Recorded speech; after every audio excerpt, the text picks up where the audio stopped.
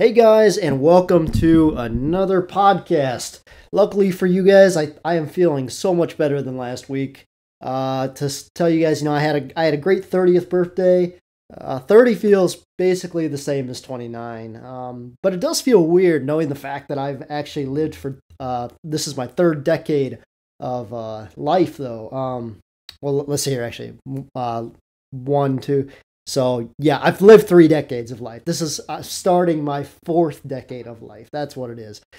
So yeah, 30th birthday went good. It was basically just a boring day. My birthday was on a Sunday this year, which was kind of weird. I haven't felt like I've had a birthday on a Sunday in a long time.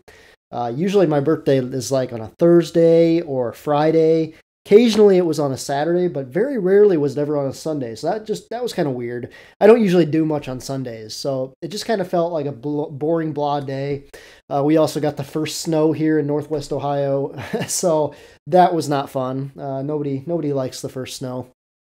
But anyway, we are back this week with another podcast, back with a regular podcast this week. I hope you guys enjoyed last week's. I got a few messages that said they really learned some things, so I'm happy with that. The listeners were a lot lower on that one, so I don't know why. I don't know if I didn't promote it, but they were down by hundreds last week on last week's podcast. So if you haven't listened to last week's podcast, it's a very good podcast. I know I said I didn't put a ton of fitness stuff in it, but there are things in there in that podcast that could make you make so many better decisions in life. So don't skip out on last week's podcast. Go watch In My 30 Years of Life I've Learned. It's an hour and a half, but it's worth listening to every minute of that, as there's a lot of good tips that you could probably learn in that. So don't discount it. Please go listen to that. And also thank you guys for continuing to spread the word on this podcast, because the other episodes that I've done lately have just really exploded. Like I said, you guys have been doing an amazing job trying to get the word out for this podcast, and I appreciate every single one of you for doing that. But like I said, this week we are back with another regular fitness episode. And this was the poll. A few weeks ago, before my birthday one, I did a poll, and the other option on that poll was the topic of bringing up how to bring up lagging body parts. Because in the gym, we all have, muscles that just don't respond the same as others. Some people have very, big chests or maybe big shoulders, and then they lack other things like a back or traps. And I thought it would be a good idea to do a podcast today talking about how to bring up each one of those muscles. So in today's episode, we will be covering every single muscle in the body and covering different ways to bring that muscle up, from things I've learned in my life, from things I've used on my clients in my life. Just a lot of different things and a lot of different tips, things you can try to beat your genetic limit on different muscles. So what is a lagging body part? Because how do we know that something is lagging? Well, the definition of this is basically something is lagging between other things on your body. So if you have, say for existence, a laggy chest, your chest will just be a subpar compared to, say, what your shoulders are. Or maybe your chest is fantastic, but you just got these limpy shoulders.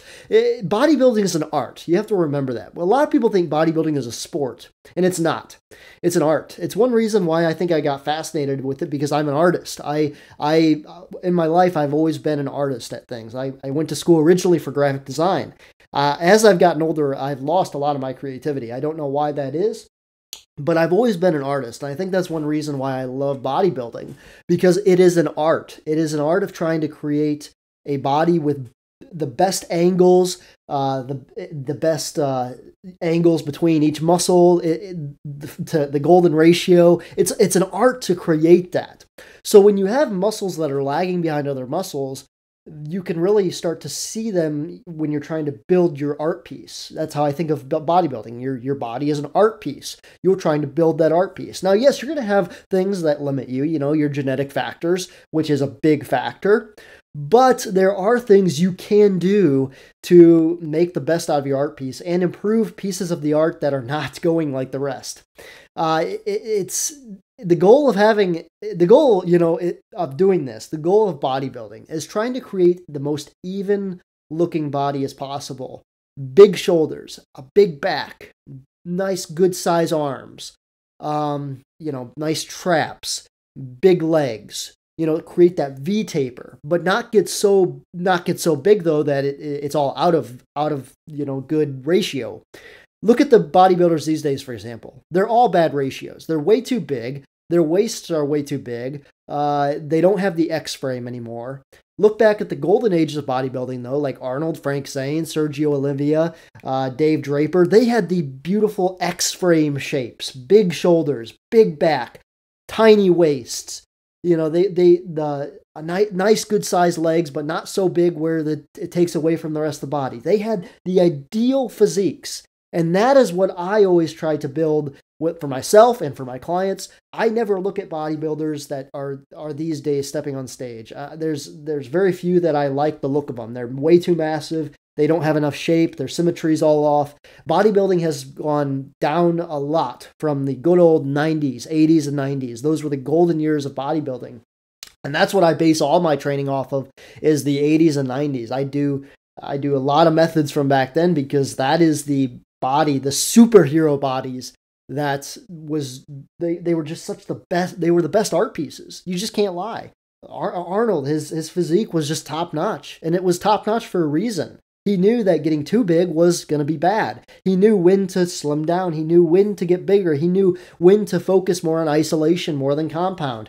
He knew that kind of thing. All of those guys back then knew that. They knew that just getting super big and massive and destroying all symmetry was not a good thing. So when you're trying to build a body, build the body in the best way possible, bodybuilding, it's an art.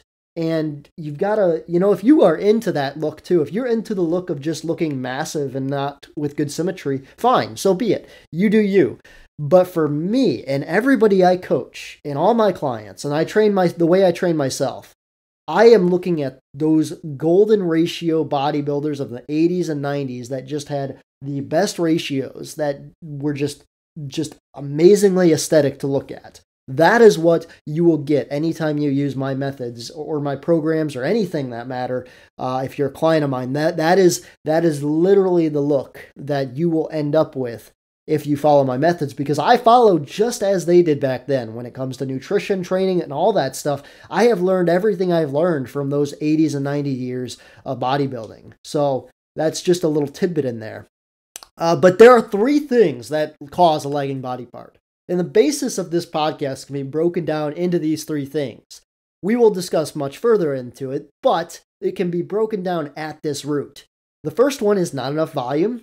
Second one is not enough frequency. And the last one is not enough intensity. Now, if you've listened to previous podcasts, you know that all training programs are built with those blocks: volume, frequency, intensity. Every training program has that included. The volume is weight times reps, weight times reps times sets. That equals your volume. Then your frequency is how often you hit that muscle a week. And your intensity is how heavy you go during the session. So everything in training can be broken down into that easy scenario of volume, frequency, intensity. And to make one better at something, you have to look at that table of evidence, because volume, frequency, and intensity always will equate in your program. It doesn't matter if you don't even focus on it. It's going to be there no matter what. No matter what, you're going to be lifting weight. That is intensity and volume. No matter what, you're going to be hitting the muscle. That's frequency. But knowing those things and specifying them in a program can help us build the better program. And not just that, but we can use that to gauge how often things should be hit, different muscles, and when we do hit them, how hard we hit them if they are a lagging part. So as we go through today's podcast, remember those 3 things: volume, frequency, and intensity. And you'll notice how much they do play a role in actually developing muscles that are lagging behind. So the first one we're going to start out with is chest, because everybody likes a big chest. So why not start with the muscle that everybody is trying to improve on? The first thing on this list, obviously, is frequency. If your chest is lagging, there's a chance that you're not hitting it enough. Now, in my life, I've been doing this 16 years. It is officially 16 years now, November 14th. So yeah, I've officially been training for 16 years now.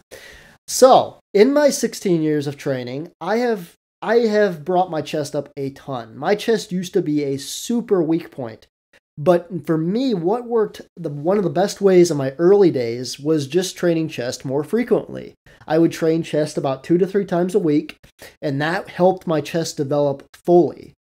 I don't have to do that nowadays. I hit chest 1 time a week nowadays because I'm very happy with that. I'm very happy with my physique nowadays. So I train a lot differently than what I did to build my physique the way I have now. Not saying that the way I train now can't build that physique, but the way I used to train is how I've built my physique to where I'm happy with it these days. So for me, chest frequency was one of those things I had to up. I had to train chest more often. It had to go through sessions more often because it just needed to be hit more often. And I found with most of my clients too that I've had that had a lagging chest frequency, just upping the frequency helped a tremendous amount. The next one is finding weak points. The chest has 3 different parts. The chest has an outer, an upper, and an inner. There's 3 points to the chest. Now, looking in the mirror and being honest with yourself is knowing your weak points. You have to be honest with yourself. And also you have to know how lean you are. If you are over 17% body fat and you're a man, your chest is not going to look the best. The chest is one that looks the best when you're leaner on a man. So, for instance, if you really want to see the shape of your chest, get to around 12% body fat or lower, and you're going to start to really notice how massive your chest is. Usually on a bulk, men put a lot of weight on in the chest and belly area. So as they get bulkier, they think they're getting smaller, and then they don't realize it till they lean down and they're like, holy shit, my chest has grown inches. And the chest is one of those muscles you really don't see until you're lean enough to really see the development of the chest. The leaner you are, the better the chest looks. That's with a lot of things on the body, but the chest especially. Your chest will look bigger the leaner you get, just because less fat is there. So if you think you're lacking a chest, maybe it's possible that you have too much body fat. Maybe you just need to get leaner to see if you really are lacking, because in my experience, what I've noticed is most people, they are not lacking the chest. They're just, more body fat than they want. And as they get leaner, they're like, holy shit, my chest is getting massive. And in reality, the chest has always been that big. It's just been covered up by more fat. So that's something to keep in mind with. The more body fat you have, the less big you're going to look. When you're leaner and smaller, you look bigger.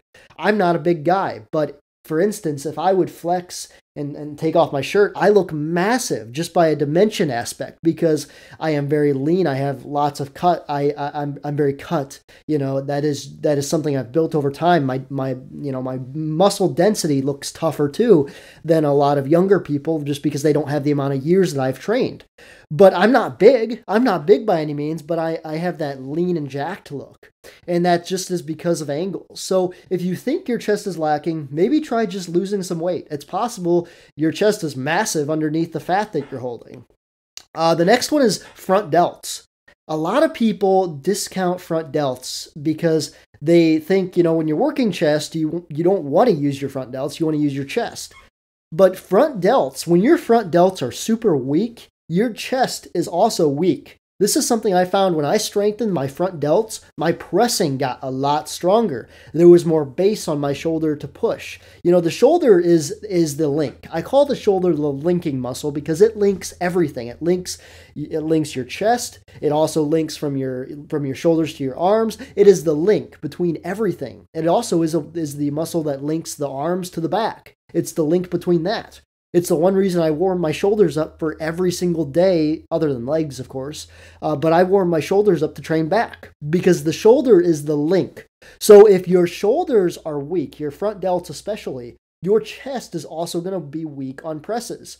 So in order to get stronger with chest, you need to make sure the link, which is your shoulders, is also strong. So maybe prioritizing more front delt movements can help with a weaker chest, or maybe not a such developed chest. Now, obviously, when you're training chest, you really want to be training the chest, not allowing the shoulder to take over.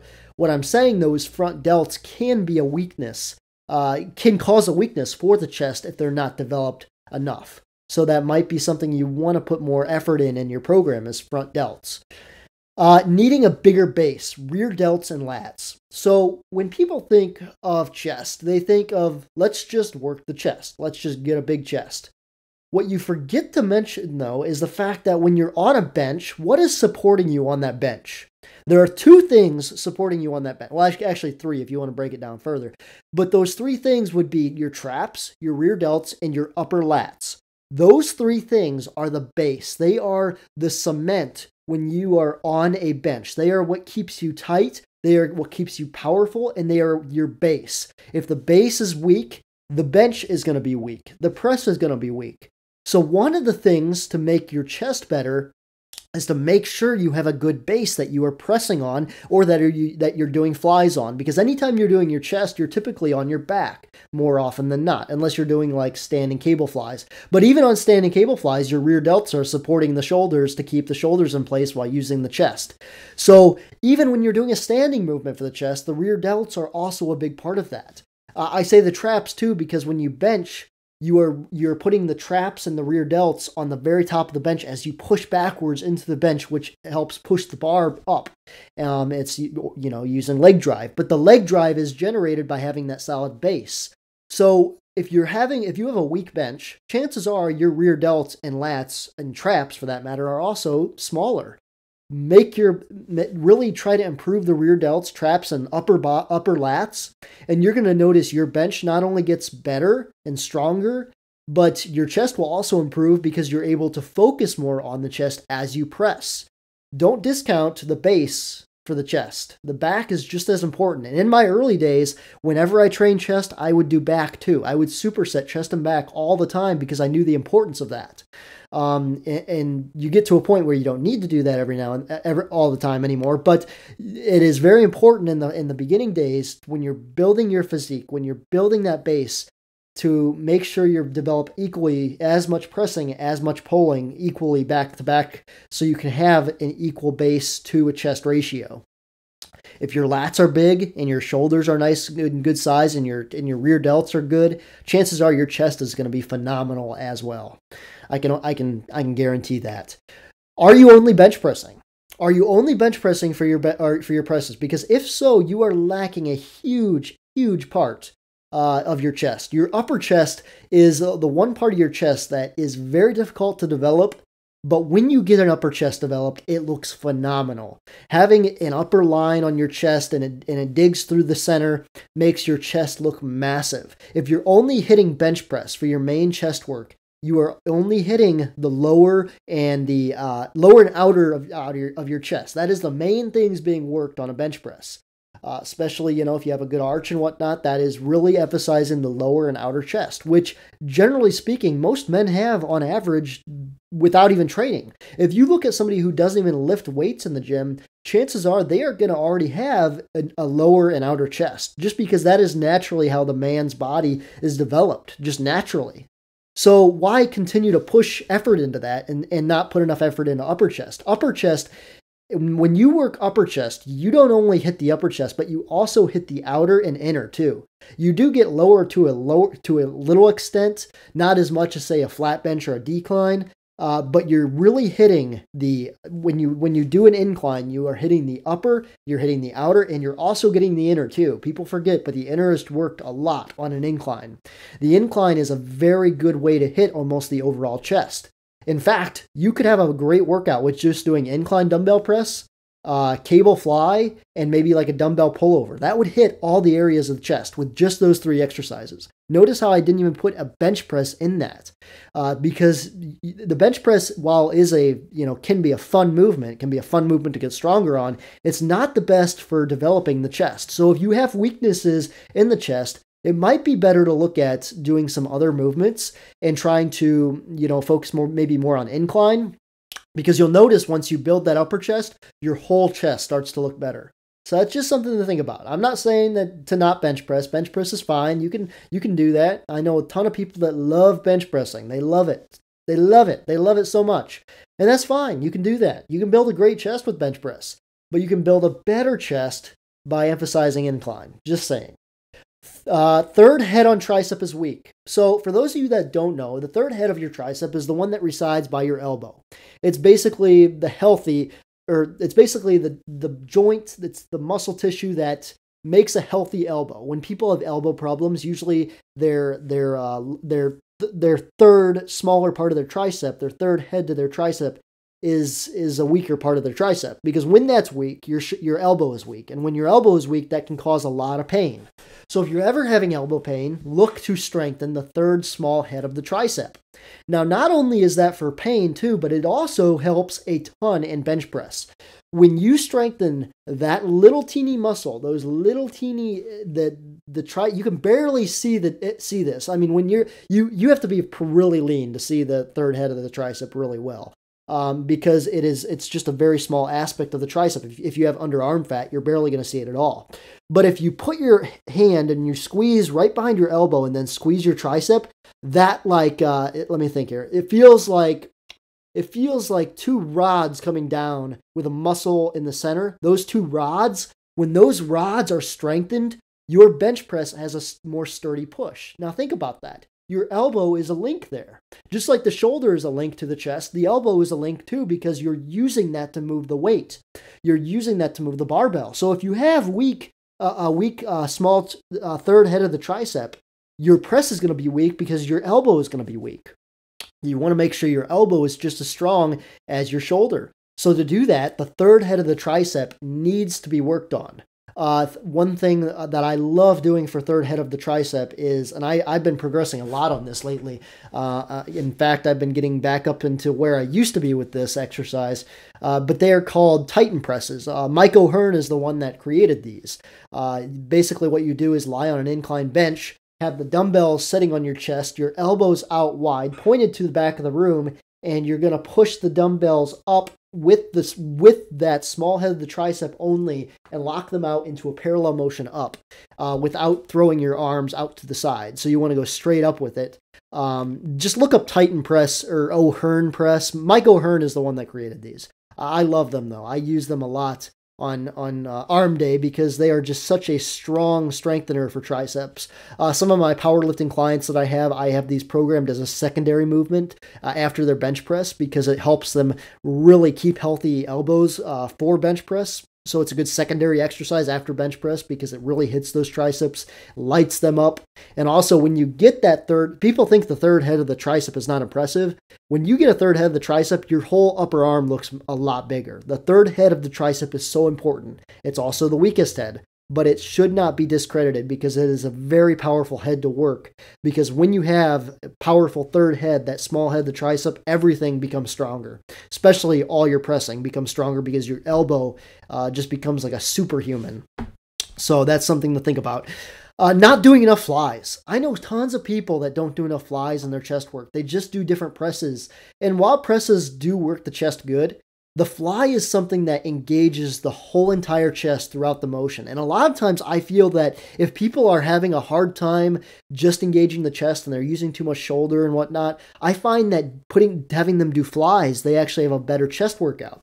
Because the fly, it's really hard to use the shoulders on flies because your shoulders will kill. Because if you start using the shoulders in a fly, you're going to know right away because your shoulders are going to be lit up with tons of pain.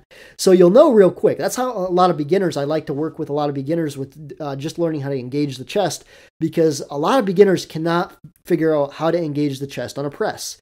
But make them do a fly and all of a sudden they are actually engaging the chest. Don't forget about flies. You should be doing just as many flies as you do presses in your workout. The last one on this one is push-ups.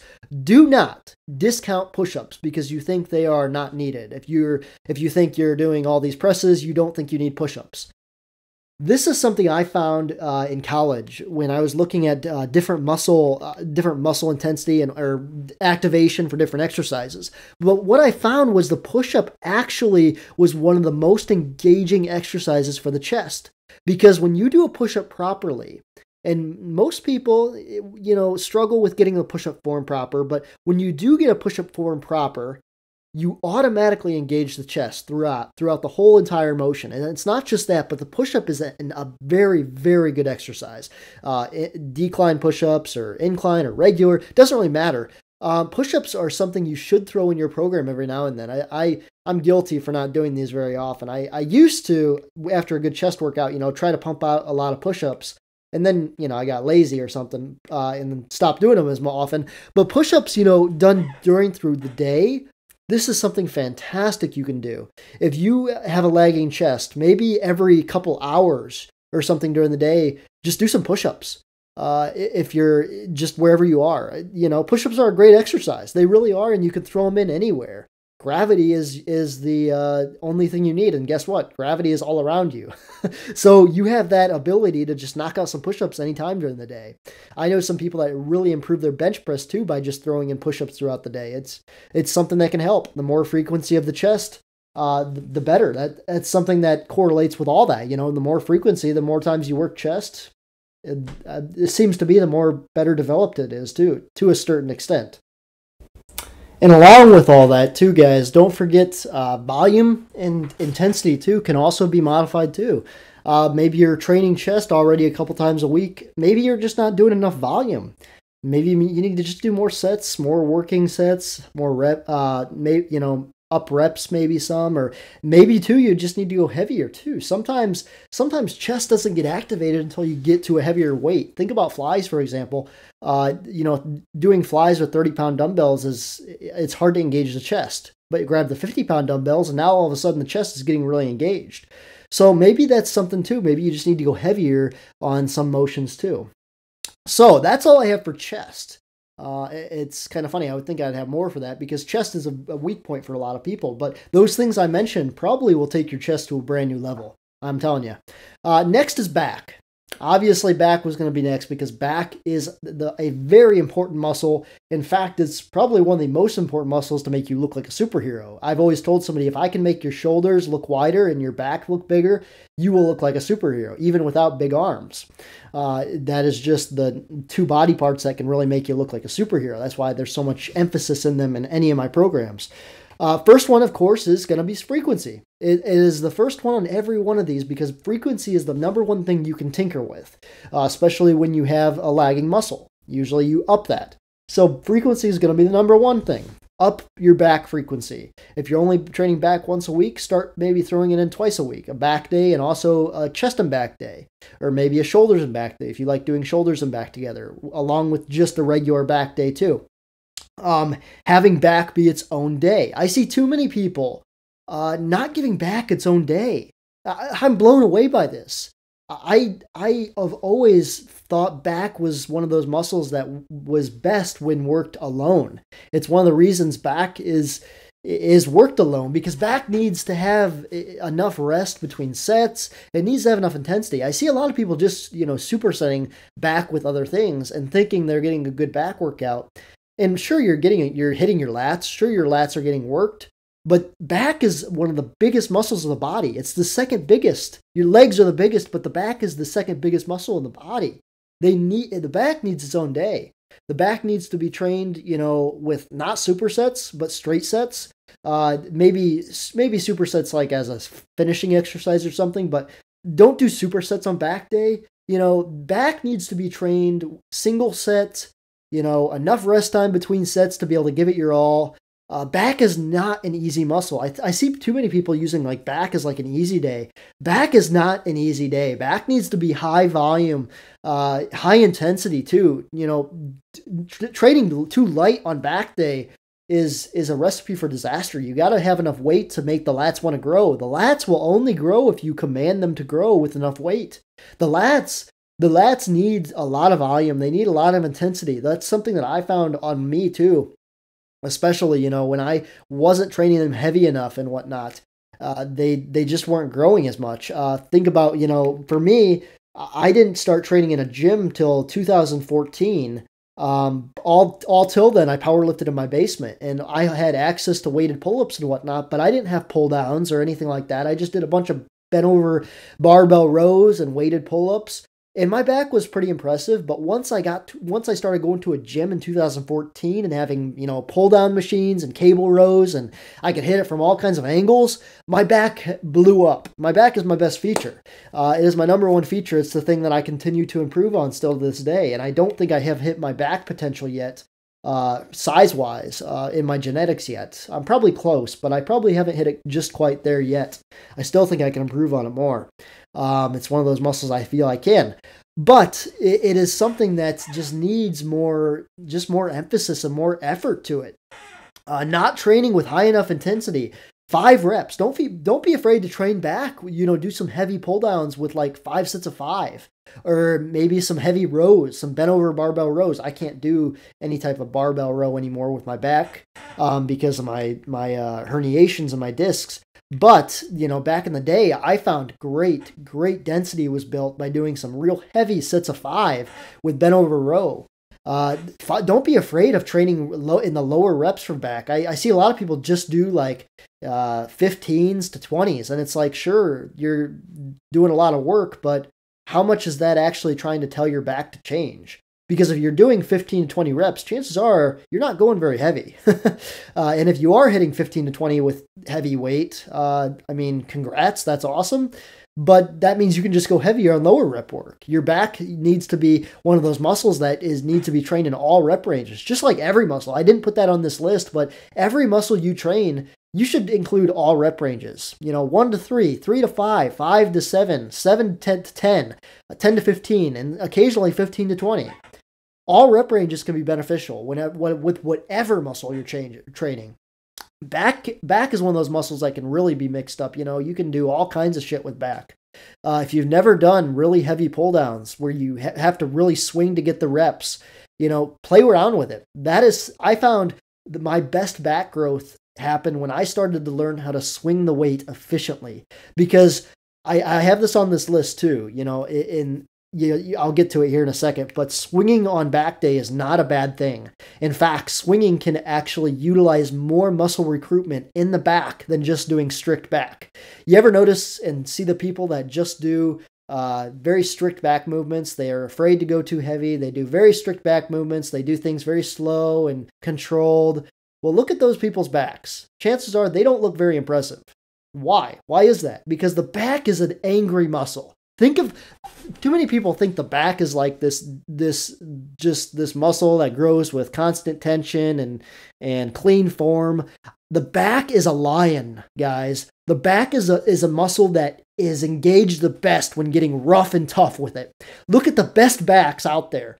Look at Stan Efferding's back.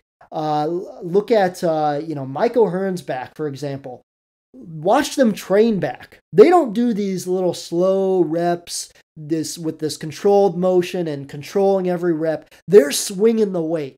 But they're doing it engaging the lats though. You don't just swing the weight through the motion. You have to engage the lats. Learn how to engage the lats through swinging, and you will build the most impressive back. I can guarantee it. Lats are something that is a powerful muscle. They're a rough and tough muscle. You don't want to train the lats like just a pansy, going through some slow motions and whatnot. Yes, there is a place to do some strict work in lats. When you're trying to work the lower lats, keeping the elbows in front, doing a nice and controlled contraction, that is important. That is important for lower lats. But the overall size of your back will get the most work and the most growth when you start training it like a lion. Be tough with it. The back can withstand a lot. Be rough and tough. Don't make it look pretty. Just go all out and get it. That is something I tell people when training back, is just forget the things that I talk about with training shoulders or arms or chest. Those slow, isolated movements, really contracting the muscle. Forget that bullshit when training back, because the back is engaged best when going just ugly and tough with it. I'm telling you, you can grow an amazing back just going at it with a warrior mindset instead of this, mindset of moving slow and controlled through the motion. Yes, lower lats, move slow and controlled. Really work on contracting them. But the upper lats, go freaking ham. Not enough swing on pull downs and rows. 2 strict reps. That is important. Don't be afraid to swing on the lats. Swing with control. Don't just swing through the motion to be stupid. Make sure you're engaging the lats. But swinging on lats is such an important thing and can be a game changer. Your lower lats are forgotten. If you maybe have a weakness in back, maybe you're not training lower lats. For those of you that don't know, anytime you do a pull down with your elbows in front of you. So think about engaging the elbows, pushing toward the chest as you're pulling down. Anytime you do that kind of movement, you're automatically going to be engaging the lower lats. Anytime the elbows flare out behind you, though, you're working the upper lats. That's something to remember. So if you're really trying to emphasize those lower lats, the lower lat cut that really brings out the back overall, keep the elbows forced in front of you on the pull down. And those, anytime working the lower lats, that should be a very isolated movement. You can get heavy on it, yes, but it still should be an isolated movement with very little, if any, swing. To work the lower lats, you really can't swing. That is something you really have to stay really tight and taut and just slow and controlled with. Just something to think about. And also, if you don't have lower lats, your lower lats aren't very developed. When you start developing them, your whole back is going to look massively different. I remember when I put these as a focus only like 4 years ago, my back just totally changed. I mean, I remember the first pictures I took after, a few years focusing on lower lats, and I was like blown away with the dramatic difference. I was like, it blew my mind. I was totally shocked when you develop your lower lats, how freaking fantastic it can make your overall back look. It can just give you that depth that you just can't get from just regular pull downs and rows. Not enough trap work. People think traps are shoulders. Traps are your back. They need to be trained on back day. Sure, you can hit traps on shoulder day if you want to increase the frequency. That's fine. But traps are a back muscle. Don't let anybody tell you differently. They are part of the back. They are engaged when doing back stuff. They are the back. So if you're having a weakness in your upper back, put more emphasis on your traps. Lots of different trap exercises out there. There is, I actually have traps on this list, so I'm not going to talk about them a lot here, but just work your traps more. Make sure you're doing shrugs throughout the week.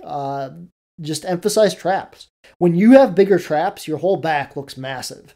It's a big part of the back. When you have those two bumps that are by your upper, by your shoulders in the middle, connecting to your neck, when those are massive, your whole back looks great. When they lack, that is when you kind of look just weak. When you have big traps, you just look strong. Traps, shoulders, and back, I'm telling you, can make you look like a superhero. Just those three muscles. Not enough volume. Not enough working sets.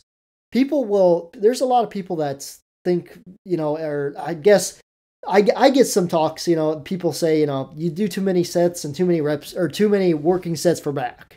And it's like, no, you just don't do enough because the back is something that needs to be, like I said, worked like a lion. The back will not change unless you force it to. The back needs volume. The back needs lots of working sets. If you're only doing 3 working sets on, say, lat pull downs, what are you even doing with your training? If you're not doing at least 6 working sets on lat pull downs, you're wasting your time, in my opinion. You just aren't going to get enough back volume with only 3 working sets on an exercise. A good back day is 5 exercises for the back and about 5 to 7 sets for each exercise. That's a good back workout. And the reps can be anywhere from 8 to 15, or maybe even 5 to 15 if you want to go heavier on some of those. But that's a good way to go about it. At least 5 working sets an exercise, and then 5 exercises for a back day. So at least 25 working sets, preferably around 30 though, to 30 to 35 if you're training back 1 time a week. However, if you're training back a few times a week, you can split that on your chest and back day. You can do, maybe, let's say 20 or 17 working sets of back, and then split the other 17 to 25 on your regular back day. You don't need to do 35 working sets of back 2 times a week. That's overkill. That's like 60 working sets in a week on back. That's totally overkill. You don't need to do more than 35. Keep it around 35 working sets a week on back, and that's a very good amount of volume for back. You can play around with that. So, okay, I think that's almost everything for back. Oh, wait, I have one more. Angles. Angles are everything when training back. If you have a weak back, chances are you are not having fun with angles. So I want you to do an exercise right now. I want you to put your arm out in front of you. Your fingers are pointing the ceiling. Your elbow is pointing the ground, okay? Now I want you to pretend there are lines drawn out from your arm at all different kinds of angles, like looking at like a acute angle, an obtuse angle, like all kinds of angles. So think of this as lines going out up, and then at a 45 and at a 90, and lines just pointing out throughout your arm, okay? That's what your back workout should look like. Hitting angles through all of your back. So pulling on an angle of 45 degrees, pulling on an angle of 90 degrees, pulling on an angle down from the ground and upwards. If you are hitting the back in every single angle, you will hit every single muscle of the back. The back is a very complex muscle. A lot of things are utilized in the back. I mean, God was just a genius when he designed, genius overall, but I mean, just an absolute genius when he designed the human back, because the back has just so many aspects to it. It can do all kinds of different things. It can pull down. It can pull from forward to back. It can pull on angles. It can pull from down to up. It is all kinds of pulling, and to be able to engage every part of the back is important. So try different angles. Don't be afraid to do angles that other people don't do. Try 45-degree pulls. Try 45 low-degree pulls. Pulls toward upwards. I mean, you can mess with back and have so much fun with back, because it is a muscle that can do all kinds of shit. Like I said, back is a lion. Treat it like such. Okay, so let's move on to shoulders. Obviously, the first one is frequency again. Nothing different there. If your shoulders are lacking, you need to train them more often. The next one is not doing enough side laterals. Side laterals need to be a big importance in your shoulders. Too many people, and this one is going to go to another one in here I'm going to talk about, but too many people think shoulders is all about pressing. Pressing will build big shoulders. You are wrong. You are dead wrong. How you build size in your shoulders is side laterals. In all kinds. With cables, with dumbbells, with leaning on a bench side laterals, one arm side laterals. When you start doing tons of side laterals in your shoulder workouts, your shoulders will grow. I want you to think about the shoulder. Think about the delt. There's the front delt. There's the side, massive part of the delt. And then you have a good, powerful rear delt too, which the rear delts can get pretty big.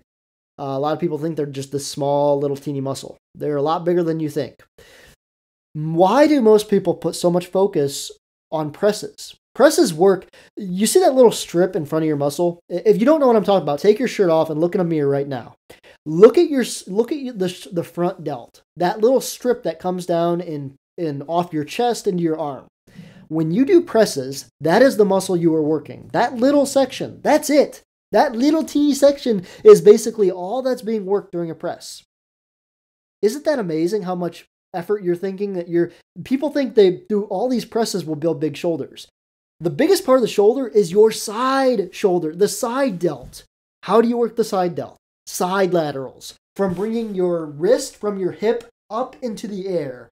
Parallel motion. That is the best number one shoulder exercise for growing massive delts.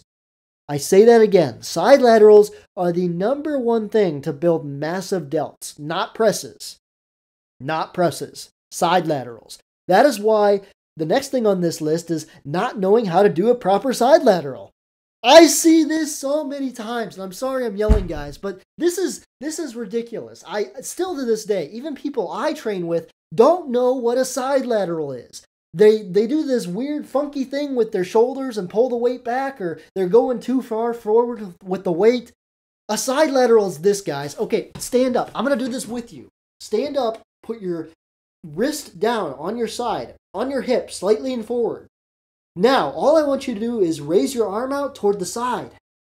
That's it. That's a side lateral. That is a motherfucking side lateral. Okay?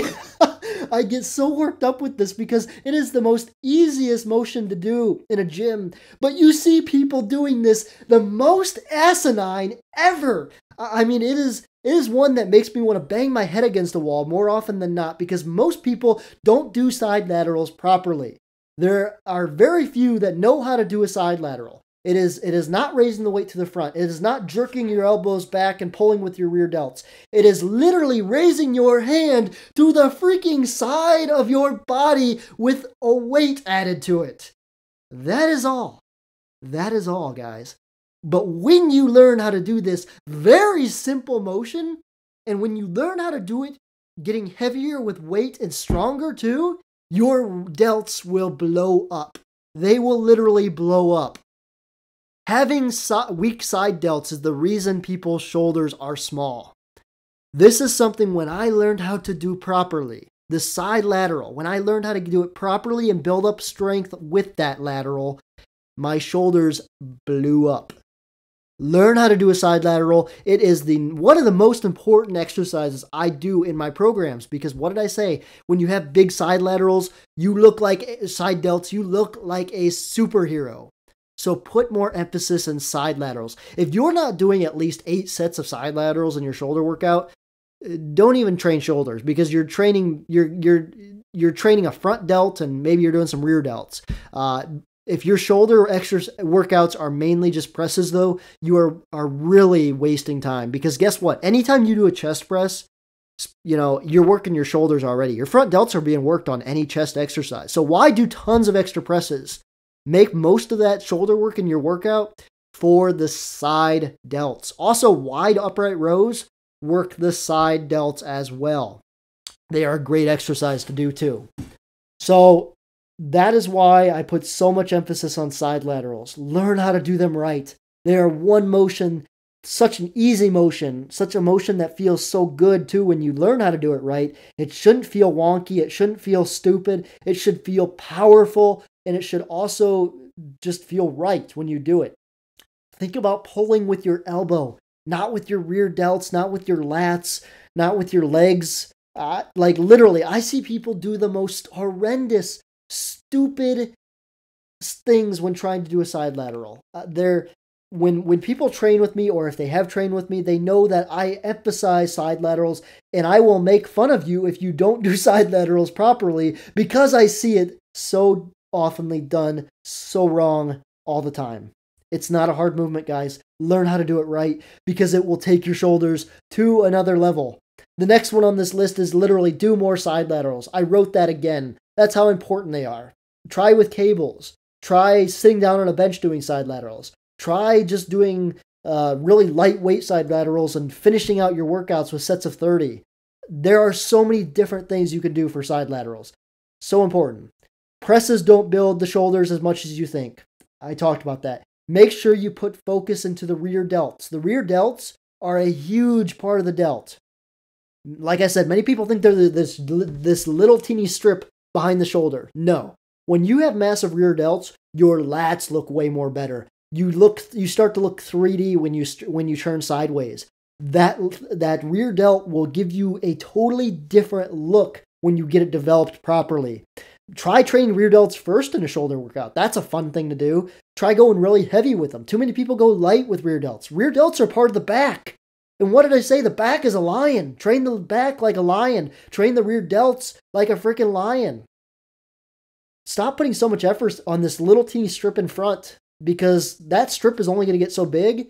And honestly, it is worked with every type of pressing that you do for chest. Put the most effort into the side delts, the next effort into the rear delts, and the last of your effort should be into presses. Okay, sorry I got so worked up with the side laterals things, guys, but if you know me in person, you know like that is like my pet peeve in the gym. It is like literally as big of a pet peeve as like people laying their weights around and not putting their weights away. Doing asinine side laterals. Because when you do them stupidly, I mean, you just look like a fool. I mean, it is, when you do side laterals properly, trust me, your delts are going to blow up when you start learning how to do them properly. Most people don't even know how to engage the side delt. Just one more thing with shoulders, stand up, or you can do this even sitting in a chair.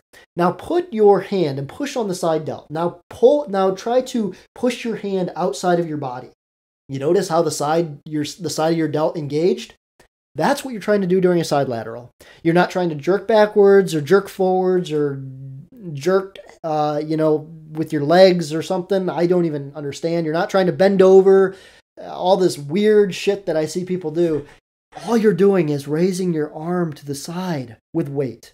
That's it, guys. It's the easiest movement in the gym you can do that has the biggest return. Remember that. It's the easiest movement in the gym that you can do, but has the biggest return. Remember that. Next is traps. Not shrugging often enough. If you have weak traps or small traps, try shrugging different times throughout the week. I did this on in my early days, and I even wrote about it in my book. How I, on leg day, would do shrugs at the end of my leg day because I was trying to add more frequency. Shrugs at the end of a leg day is a fantastic time to do them. Back at the end of back day, maybe as like a shoulder accessory movement, you could do them then. Those are all good times you could do them. Shrugging is what builds traps, guys. I don't care what article online tells you to do. I know there's a lot of articles online that say, "Oh, forget shrugs, do tons of face pulls and whatnot." And face pulls don't do shit compared to what shrugs do.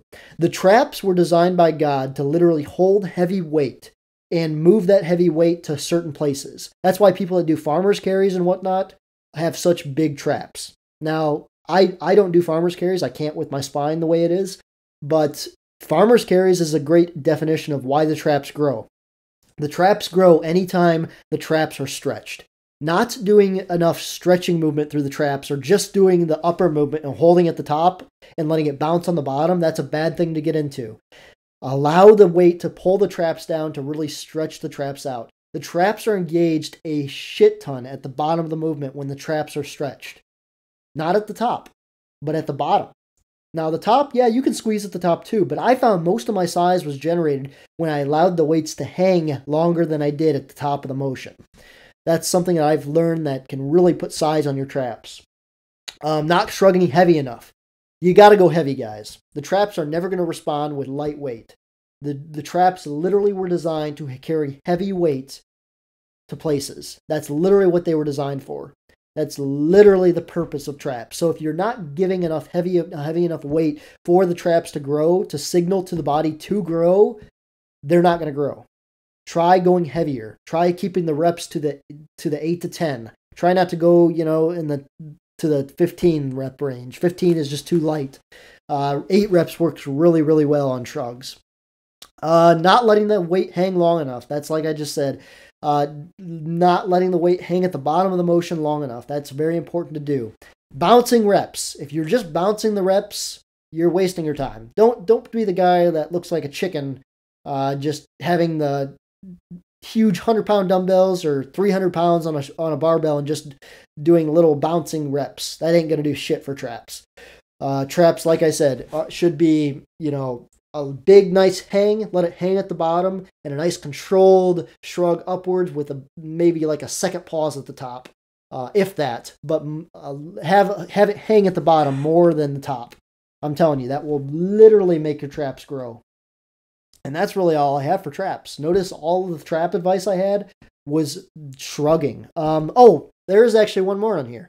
Not doing any type of front raise. So you might be thinking, what? How is a front raise working the traps? You're going to be amazed, but if you don't do enough front raises, your traps are going to be lagging. Anytime you raise your arms straight up in front of you, so anytime you say put your arms on your lap and then raise them straight up in front of you, that's your traps helping to pull that weight up. Your traps are worked a ton during front raises. That's why I do front raises. I really don't do front raises for the front delt. The front delt has worked plenty during presses and other things. The main reason I do front raises is a trap assistance exercise, because when you do front raises, the traps are engaged a lot. In fact, one of the times in my life when my traps were the best was when I was doing a ton of front squats. Because with front squats, you are keeping the bar out, you're keeping the bar up and your elbows out the whole way through the motion. And anytime your arms are out in front of you and they're holding and they're supporting weight, your traps are going to be engaged a lot. That's something that I found just by experimenting. I found that anytime your arms are straight out in front of you with weight, the traps are engaged. So you doing front raises is a very good trap exercise. Don't discount front raises. They're great for traps. Let's see here. We're going to be moving on to arms next. All right, so I got arms actually split into biceps and triceps, just because they are their own thing. They need to be focused as such. And you can have lagging biceps or lagging triceps or, strong triceps and lagging biceps. You can have that. So I wanted to make sure and split these. So biceps first. Angles are everything. When you're doing curls, it is important to do all kinds of angles.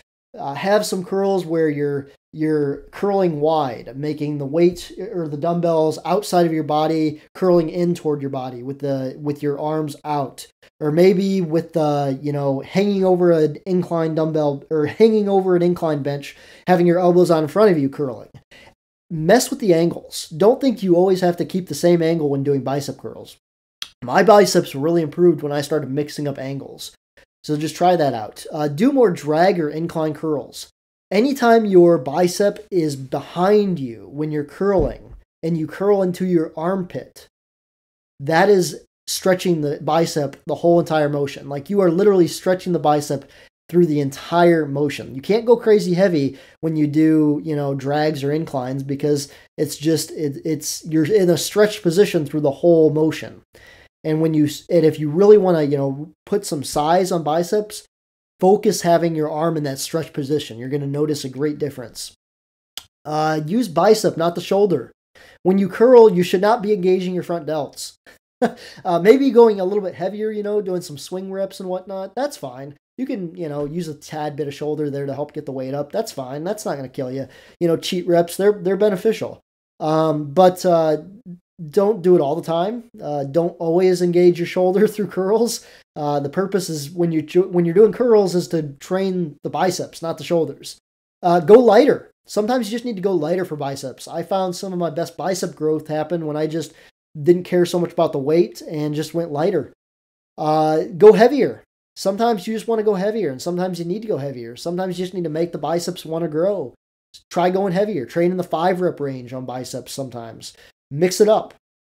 Next one is close grip curls. Oh, okay. This is just a guidance. So for those of you that don't know, whenever you do curls with grip close, so your grip is close to each other and your elbows are out away from your body, you are hitting the short head of the bicep or the bicep peak, the peak of the bicep.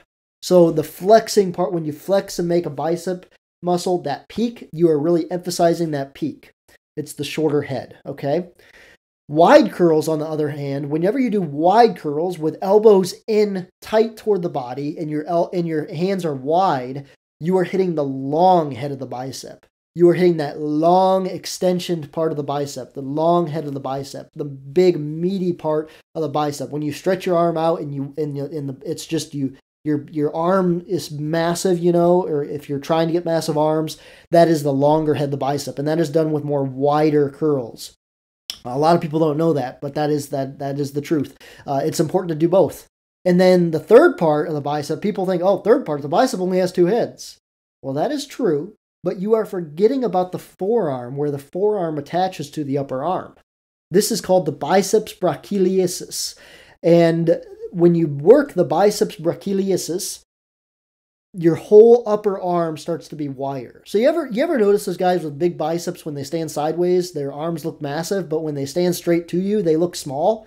That is the biceps brachiosus, and that is worked with hammer curls. That is why hammer curls are so important. When you have a smaller upper arm, if you want to just get bigger upper arms, do more hammer curls. Do some in front of the body, pinwheel curls, some people call them pinwheels or hammer curls. And also, when you do hammer curls, people forget this.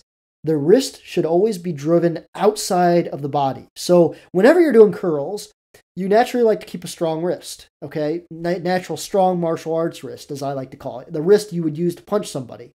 When you're doing hammer curls, however, though, it is important to push the wrist out away towards your body. So if somebody was going to hit your wrist, it would probably snap your wrist because it's bent backwards, okay? You're trying to bend backwards as you're curling the weight. Whenever you're doing a hammer curl like that, you're automatically going to be engaging the brachialius over the rest of over the forearm. So, and also play with the angles of your wrist too. For instance, if you keep your wrist pointed outward and focus up, you're going to engage more of that bicep closer to the elbow. And on the other flip side of things, if you push your wrist down and back, you're going to engage more of just the forearm than at that point. So you can really play with where you want to engage that at just by a different wrist position. Don't be afraid to play with wrist position. Wrist position is everything when it comes to biceps.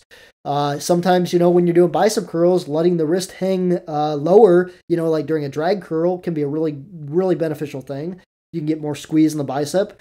But when you're going heavy on curls, it's important to keep a martial artist wrist, the strong wrist that you'd use to punch somebody, because that is a very strong wrist and can allow you to lift more weight. So mix it up, guys, and don't forget about the wrist angle. Wrist angle is everything when you're trying to hit different parts of the bicep. A lot of people don't know that, but that's a very important thing. Do more hammer curls to make bigger arms overall. Yeah. If you're lacking with arm size, try more hammer curls. I guarantee you it's going to make your arms look bigger. Keep wrist away from body. Yes. Okay. I talked about that. Always include a one arm exercise in your bicep training. Just always include, like a one arm cable or a one arm concentration dumbbell curl sitting on a bench. Always include something with one arm. And that's just a good thing to get into. You should do that actually on every day. Make sure you're doing that on, back day and even chest day. Well, chest is, if you do dumbbells, you're obviously going to be working different parts of the chest. But it's always important to do unilateral movements. That's something I don't have on this list, but unilateral movements is important. Make sure you're always including at least one a day. And then stretching arms in between your training on arm day. That is, or on anytime you train arms. If you don't have an arm day, whenever you train arms, stretch your arms between sets. This is important. I found when I stretched my arms between sets, they would get less tied up. I could lift more weight. They didn't cramp up as often. My wrists didn't cramp up as often. My forearms didn't cramp up as often. And I also didn't have pain. A lot of people get pain when training biceps, elbow pain when training triceps. It's because the muscles are so tight, they're pulling on those joints. When you loosen your arms up between sets, you can go harder, heavier, and you don't get pain that stops you from being able to, make sure you're engaging throughout the motion. Don't be afraid to stretch between your working sets. I am always stretching out my wrist, always stretching out my forearms, especially when training arms, because that is something that I don't want to feel super tight as I train, because it's going to cut my range of motion short. It's going to cut the amount of weight I can do, and also the muscle endurance too. If you're getting sore through the motion, you're not going to be able to do as many reps or time under tension. So that's just something to try. Stretch your arms between sets. Also, that will improve the pump. Anytime you stretch your arms between sets in arm training, your arms will be a lot more massive because it promotes blood flow. Stretching is a good thing. Promotes blood flow. Triceps. So triceps, I want to first make sure you guys understand how to engage each part of the tricep. The tricep obviously has 3 heads. The name, tricep, tri. The first thing you have to know is anytime you are doing extensions over your head, so basically whenever your arms are behind your head, your elbows are forced behind your head, the long head, the big meaty part of the tricep is being worked. The big ass part of the arm is being worked. This is when you want big arms, you do a lot of overhead tricep work, because that is going to build your arms size-wise. That is really going to be the meat of your tricep workout. It's also what should be the most effort put in. This is usually the exercise you want to go heaviest too with. The long head. The long head's a powerful muscle. The next part of the tricep you need to know is anytime you do extensions with elbows out in front of you and you're pushing down, you are working the medium head, otherwise known as the horseshoe head. This is the side of the tricep that really promotes the side of the arm growth. That's the medium head. That is done with any type of push downs, really. Anytime your elbows are out in front, pushing away from you or down, you are using the medium head of the tricep. And then for the third part is anytime you are doing extensions with your elbows out away from your body and pushing the weight out away from you, so say Titan presses or Mike O'Hearn presses, you are working the small head of the tricep, the one by the elbow, the one that feels like 2 rods. That is the small part of the tricep. And that is the smallest part. That is usually the people's most weakest part, and usually the head of the tricep that people forget to do. It is the one that's hardest to engage for a lot of people because it's by the elbow. And people also go way too heavy too. way too heavy to work the third part. Like I said, the third part of the tricep, the little small teeny head. Yes, you can get strong with that. Yes, it is important to try to get stronger with that. But doing super heavy weight or jerking through the motion with that small head, that is not the point of that head of the tricep. It's more of a rehab head of the tricep. It's the part of the tricep that keeps your tricep connected to your upper arm. It's the part that connects it to the elbow. It's more of the healthy part of the tricep that needs to be worked in a fashion of, being able to take care of your arm. Think of it as like a rehab. But also, like I said, don't be afraid. You can get strong with that third part, that third head of the tricep. The triceps overall are a very strong muscle. Don't get me wrong. They are a very, very strong muscle, especially the large head. The large head of the tricep being the biggest mover can get pretty big and pretty strong.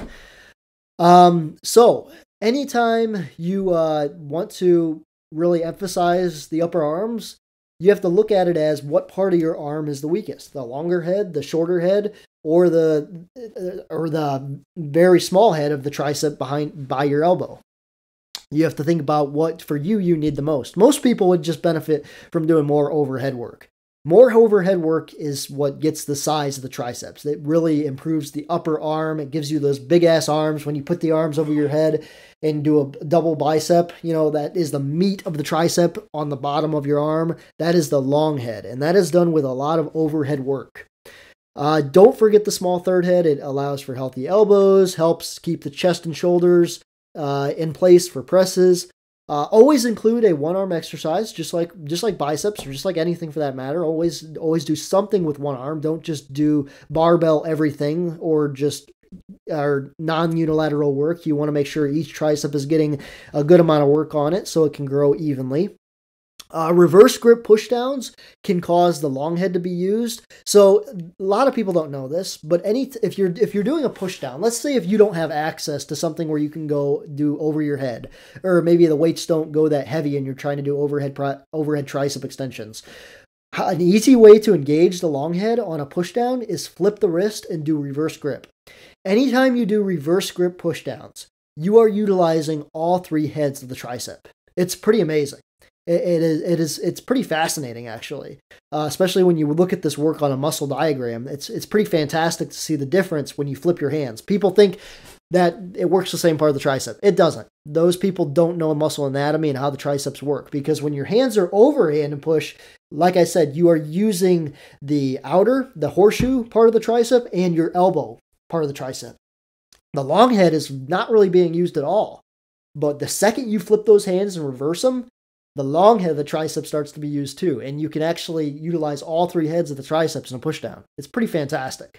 That's why reverse grip on any type of triceps is really important, because it will actually, anytime you flip that grip, will start to hit all three heads. That's something you should know. Anytime you flip the grip, reverse grip, you can start to utilize all three heads in almost every motion. Let's see here. Wow, I almost said feet lower and closer together. I was looking at legs. I was like, that makes no sense. Okay, reverse grip pushdowns. Okay, extensions are more important than presses for actual tricep size training. So yeah, if you have an arm day, for instance, most of that arm day with triceps should be some type of extensions, I think. There will be people that argue and say, no, you need to do heavy presses and whatnot to start out your triceps. It's up to you. I've done that too, but I honestly felt my triceps started to grow better when I just started to do a lot more extensions rather than presses. Because think about it, your triceps get the pressing type of strength, which is a lot of long head. Anytime you do presses, you're hitting that long head and short head. The second head, not the third head, but the second. Third head is more as an assistant on presses. But you're doing a lot of that on your shoulder and chest day. You're doing a ton of presses then. So why on an arm day would you focus a lot on presses? I found more effort and more growth would happen when I focused on more extensions. So that's just something you're going to have to try. It's just up to you. With that said, though, the last one on this list is density. The density of your muscle on your arm can be built by heavy close grip presses and heavy reverse grip presses. That's just something to think about. Muscle density is just that look. If you look at somebody and their muscle just looks hard, that is built by heavy presses. That's just something you need to know. You can build size without density. There are people that just look big and they don't have that dense look to them. If you want that dense look, that muscle maturity level, that comes from heavy weight. There's no other way around that. So that's the upper body, guys. We're going to move right on to the legs. So first one is quads. Now, quads are something you can do to improve quads is front squats. Front squats is something that can take your quads to a completely different level size-wise. If you don't like front squats, you can do high bar squats too. High bar squats are a lot of quads, very little hamstring and glutes. But front squats especially, they will take quads to a new level. If you've never done front squats, try them out. You can do the bodybuilding style with the arms crossed, or you can do the Olympic style with the arms like an Olympic style grip. But front squats are something definitely to have in your program for quads. Half rep leg press. So some people will make fun of people that do half rep leg press. I don't know why though, because the people that do half rep leg press and they do it structure, they do it purposely, they do it for a reason. It's because the quads will stay engaged through a half rep leg press. Now, there is a double-edged sword to this. While it does improve the overall size of quads, it can improve the overall muscle recruitment of quads, it is very bad on the knee joints. That's why if you have bad knees, this is not the best exercise to do.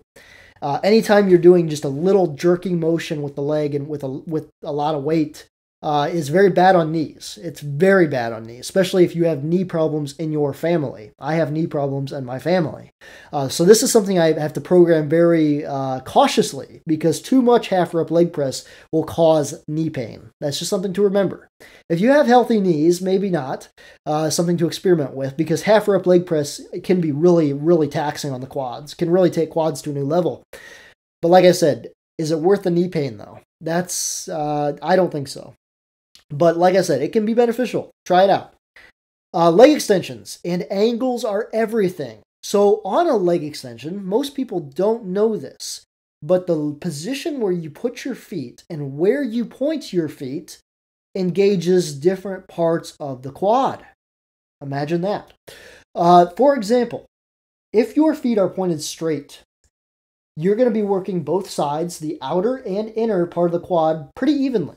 Now you might think, why would I ever need to do anything different if that works everything evenly? The reason why is because the outer parts of the quad are the hardest parts to hit on the quad. They are the quad sweep. Everybody wants the quad sweep. The quad sweep happens when you point your toes inward toward each other. So when you're doing a leg extensions, if your toes are pointed in towards you, in toward the center of your body, and they're pointed toward each other, you're going to be working the outer part of the quad sweep, the hardest part to build for the quads. And on the flip side of things, if you're trying to build the inner quads, the inner thighs, you have your feet pointed toward the outside of the room. So they're pointed away from each other. That will work the inside of the quad. And the same thing for hamstrings too when we get to that point, for like leg curls. But angles are everything when you're doing leg extensions. Mess around with it. Do all kinds of different extensions. Do different angles. Like with everything, angles are key, especially when trying to hit an imbalance maybe. Not squatting heavy enough. If you are having a weakness in quads, try training in the 3-rep range on squats. I'm telling you, 3 reps on squats, if you have a healthy back and everything and you can squat heavy, 3 reps going super heavy on squats, doing lots of sets. One of my favorite things to do when I used to power lift, when I had a healthy back, was 6 sets of 3, heavy. And this would take a while because I would rest, a good 4 minutes between sets. So this would be almost a whole workout. You wouldn't do much after this. But 6 sets of 3 was one of my favorite rep schemes for squats because I noticed how I could put on a lot of size with that method, the 6 sets of 3. I could go heavy. It was only 3 reps, so I could keep my focus good. I could work on form too. And it was just, I just found a lot of success with that. 6 sets of 3, just something to think about. And 3 reps, just try going heavier. Don't forget about walking bodyweight lunges. One of my favorite things to do is end leg day with 5 minutes of walking lunges. And if I'm really conditioned and in shape, try to go 10 minutes of walking lunges. That's brutal. But try to go for at least 5. If you can, though, 10 is hard. Let me just say that. But body weight walking lunges, they're great and a great finisher for the quads. Don't discount them. This is something to remember when you're doing leg press. Feet lower and closer together on a leg press will hit your quads harder. So anytime you're trying to really target quads on a leg press, the feet, the lower on the pad, the better for the quads. And the closer together they are, within limit, you don't need them touching, but the closer they are on the pad together, the more quads are being used. Sprints on bike. Sprints. If you want to improve quads and you have a weakness in quads, this is something you could try. Try doing sprints on a bike. Try to make it a bike that you can increase the resistance on. Resistance bikes are really good for this. You ever notice when you look at a sprinter, his legs are fantastic? Something to think about. And the last one on this list for quads is sissy squats. Now, nothing about these squats are sissy. The name was Arnold was a big fan of these. Arnold did a ton of these because he loved how they felt on the quads. He wrote about it in the leg chapter of the Encyclopedia of Bodybuilding. But he loved sissy squats. Sissy squats are basically squats done in a Smith machine. You can do them. You can do them on a leg sled press. But what you do is basically squats on your tiptoes. That's what they are. Squats on your tiptoes, and they hammer the hell out of your quads. They also get your calves too, to a certain degree, but they hammer the quads. They are brutal. They are very, very brutal. If you're doing these at home without any weights, you could do these just holding on to a doorway and just do them one leg at a time. They're very, very brutal. You don't need a lot of weight for these. Sissy squats are freaking brutal. Hamstrings. So hamstrings are something that I have tried to improve a lot on, because the hamstrings are when you have big hamstrings, your legs just look bigger.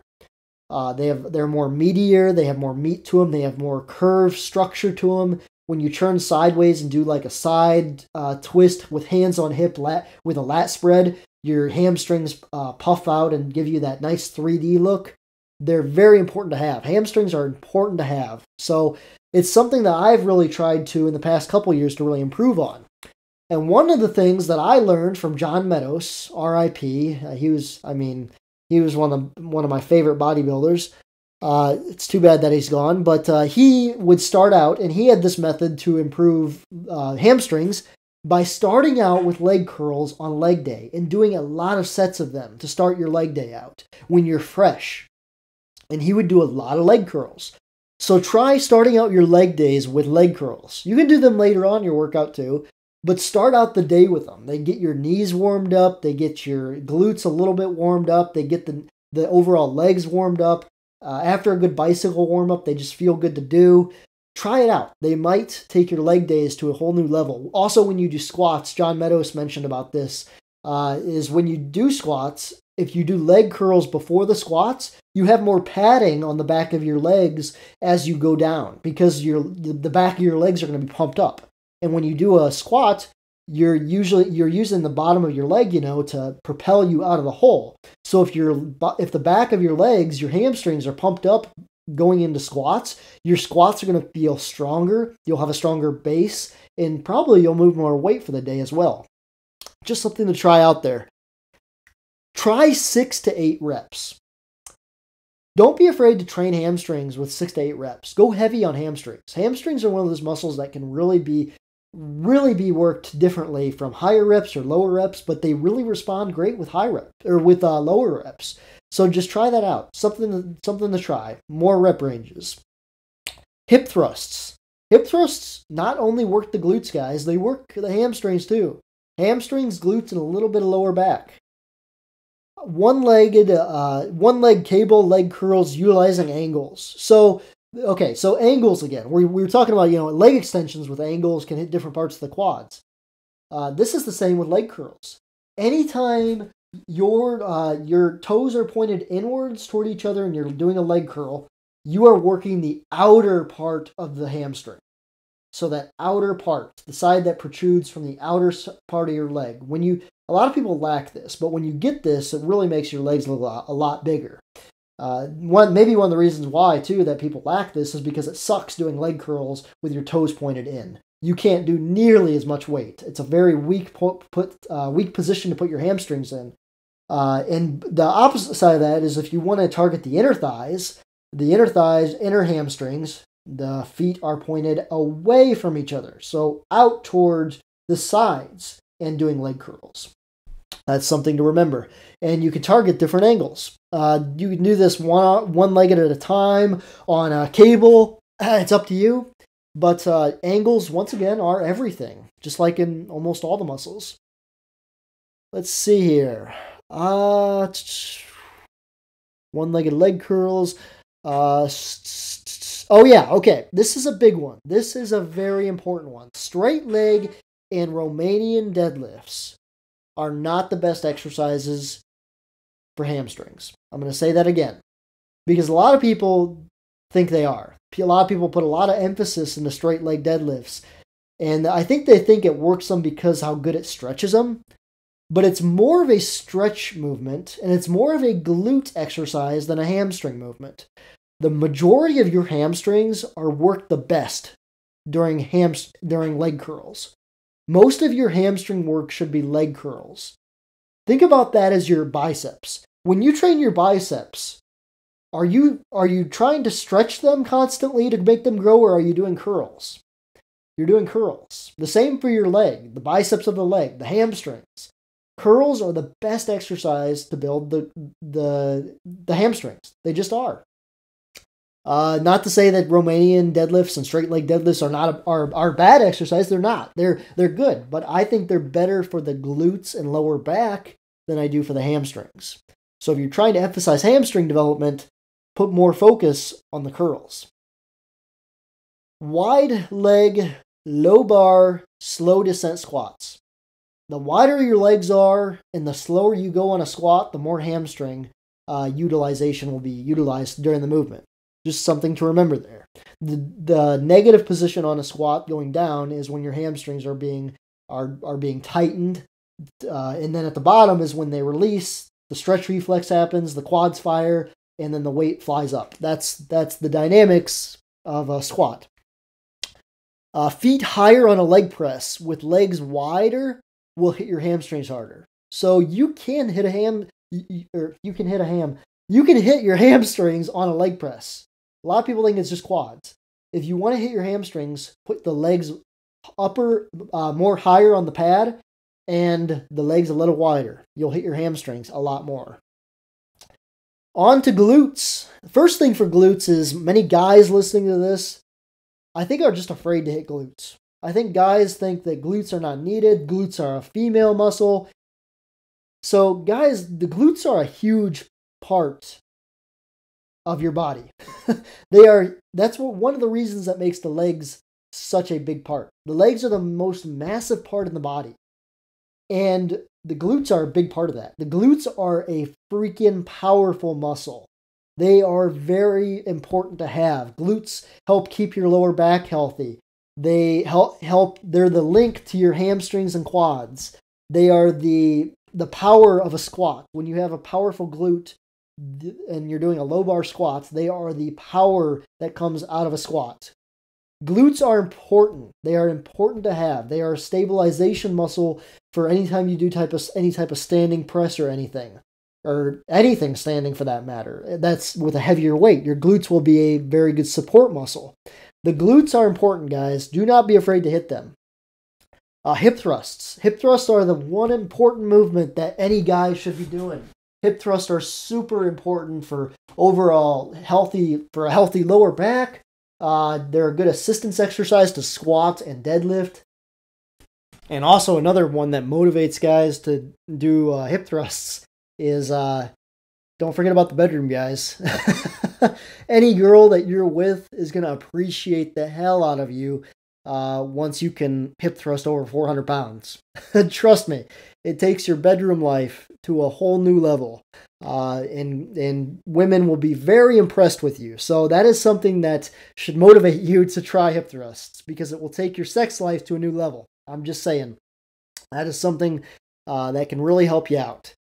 A lot of women will appreciate that. Okay, so that is basically all for glutes. Also, squats of all types hit the glutes, and also straight leg and Romanian deadlifts with a glute squeeze at the top is one of the exercises I found that works best for the glutes. Maybe not best for hamstrings, but for glutes, yes, they can really improve. Let's move on to calves. Calves, because people think that, big calves are everything. You might be amazed with what I tell you, though, today. Calves, one-legged calf raises are one of the best exercises you can do for calves.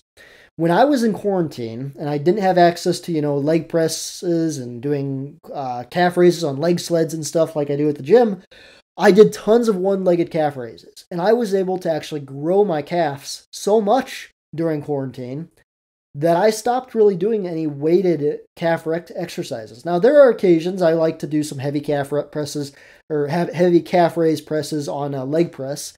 I occasionally do that. But I found doing one-legged calf raises and doing them nice and slow and controlled, nice and slow, negative, pausing at the very bottom of the movement and pausing a little bit at the top of the movement, really going slow and controlled, could make the calves burn so much more than using heavy weight. And not just that, but actually grow more too. It's something to really think about and try, because one-legged calf raises, I think, can take your calves to a new level. I was amazed with what I was able to accomplish during quarantine.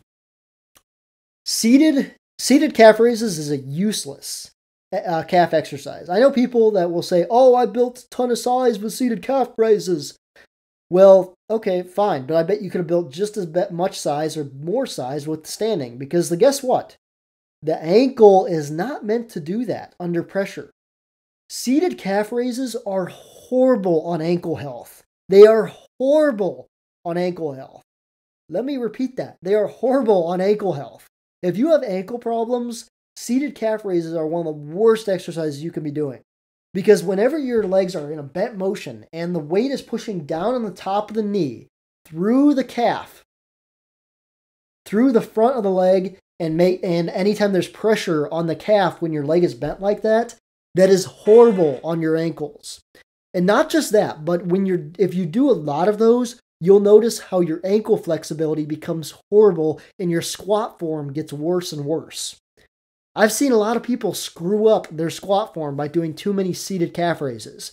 I don't do them at all anymore because I've just read about them and I've seen how bad they can be on ankle health. And ankle health is something you want to keep healthy for as you age. Because how many people have a problem just sitting down in a kneeling position with their knees over their toes and they have pain? How many people can't do that nowadays because they have bad ankles? A lot of people just have bad ankles.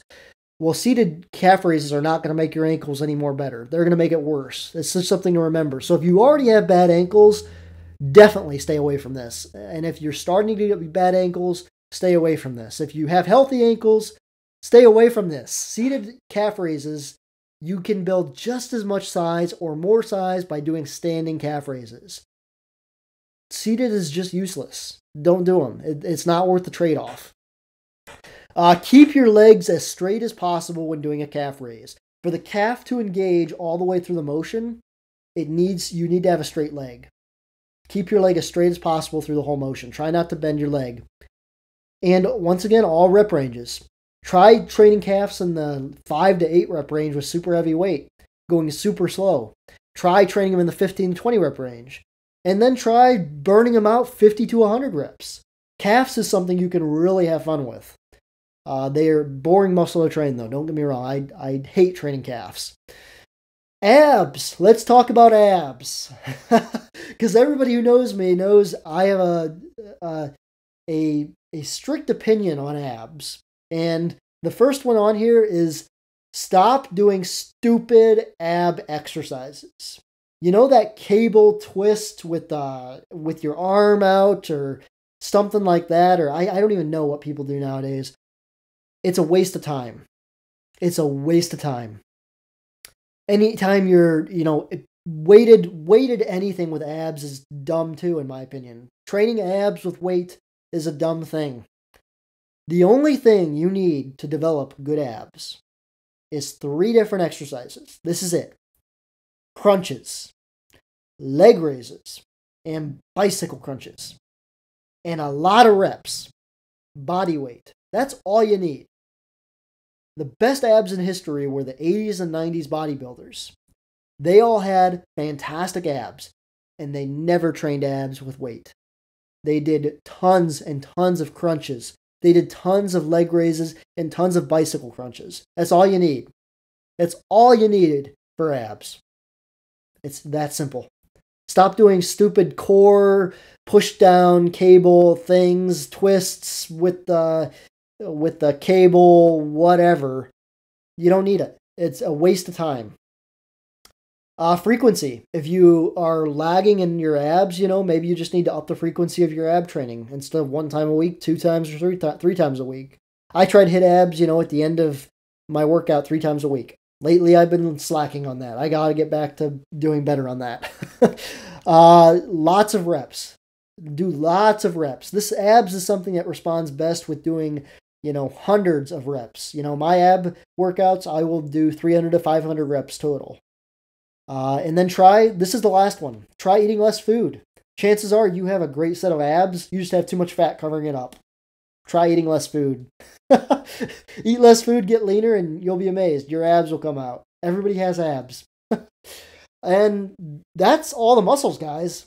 We're going to wrap this podcast up with that because usually the amount of work, it all comes down to usually the amount of work and effort that it is the thing to look at. If something needs more work, if something is lagging, chances are it just needs more work, needs more time and attention, needs more frequency during the week, needs more volume. It just needs more work, time. The body does not want extra muscle. At the very end of the day, remember that. The body wants to do everything in its path to not have more muscle because more muscle is hard on the body.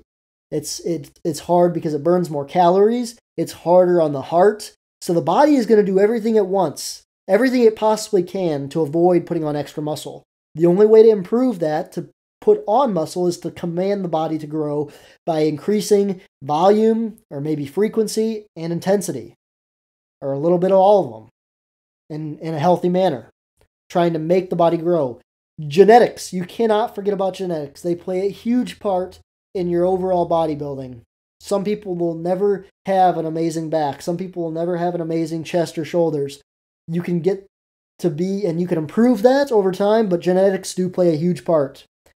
Be happy with the body that you are building. Be happy with the progress you are making. Enjoy the journey. And with that, guys, that's everything I got to cover today. Once again, it looks like these podcasts are on average about an hour and a half nowadays. But like I said, I think you guys are enjoying this. If you guys enjoyed this episode, please let me know. Please let me know of any more topics you want covered. We're trying to do one of these a week. Starting this next year in January 2022, we're going to start bringing on guests in this show to spice it up. I've been improving the studio and improving by trying to get more monitors in here and another speaker so I can have guests on here. Like I said, January, we're going to start that out. Thank you guys for buying my book. Thank you guys for all the other support you've done, follows or sharing this podcast. I appreciate every single one of you. And we will see you guys next week. God bless and stay strong.